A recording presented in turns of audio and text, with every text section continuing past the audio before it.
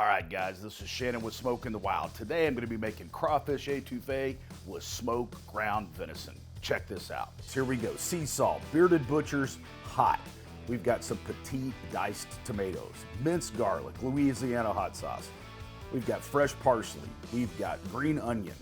We have got bell pepper and the smoked ground venison I processed myself, and we've got crawfish tails. Then I'm gonna take a stick of Irish butter and we're gonna melt it in a skillet.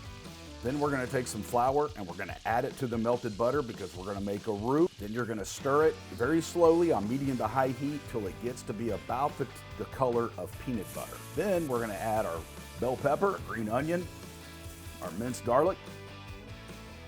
Gonna stir all that together. Keep simmering it on medium high.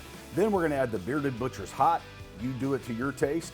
Some sea salt and the petite diced tomatoes.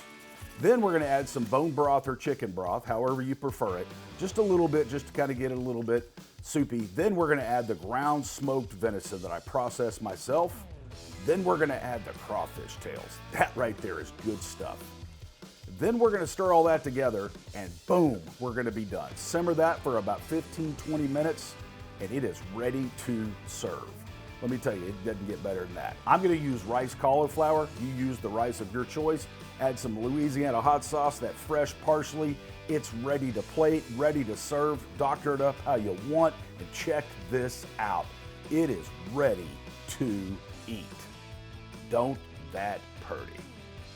Dang good if you ask me.